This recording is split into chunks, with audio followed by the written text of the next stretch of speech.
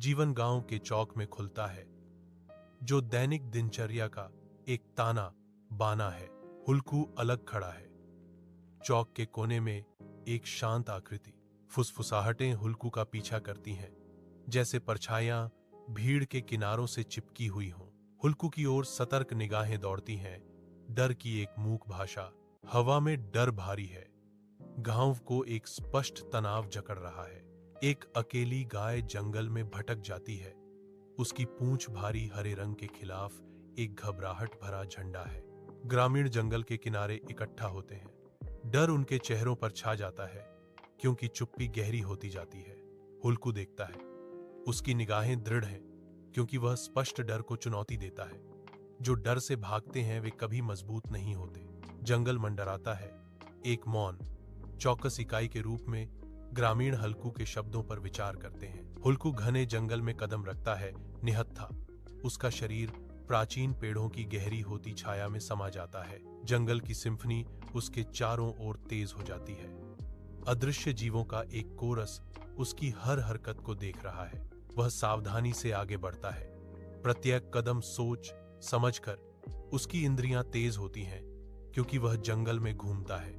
हुल्क की आंखों में संकल्प झलकता है, जो इस स्थान पर किसी और को निगल जाने वाले डर के बिल्कुल विपरीत है।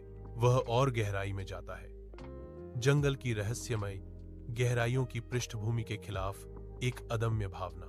जंगल में गहराई में एक बाघ की दहाड़ नम हवा को चीरती है, हुल्कू को चुनौती देती है। हुल्कू दृढ़ता से खड़ा है, अडिग होकर। जैसे ही वह बाघ की उग्र दृष्टि का सामना करता है, हवा तनाव से भर जाती है।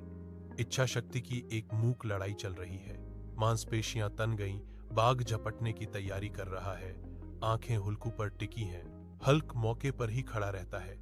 आसन्न तूफान के बीच एक मूर्ति। जंगल अपनी सांस रोककर अपरिहार्य टकराव का इंतजार करता है। घने जंगल में हुल्कू एक घात लगाए बैठे बाघ का सामना करता है। उसकी आंखें चालाकी से चमक रही हैं। ऊर्जा के एक विस्फोट के साथ हुल्कू पत्थरों को बिखेरता है, जिससे चौंकाने वाली ध्वनियों की एक सिम्फनी बनती है। बाघ हिचकिचाता है।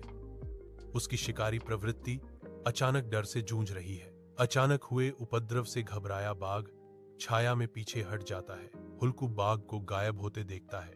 उसके चेहरे पर एक विजयी मुस्कान फैल जाती है, क्योंकि गाय अब सुरक्षित है। जैसे ही शाम ढलती है, हुल्कू गाय को वापस ले जाता है। लंबी छायाएं गांव के चौक में फैलती हैं। ग्रामीण हुल्कू को देखते हैं। उनके चेहरे प्रशंसा और राहत से चमक रहे हैं। हुल्कू, तुम बहुत बहादुर हो। तुमने हमारे गांव को बचाया। वे चिल्लाते हैं। उनकी आवाजें कृतज्ञता से भरी हुई हैं। हुल्कू हल्का मुस्कुराता है। उसकी आंखों में अपने नए साहस की शांत समझ झलकती है।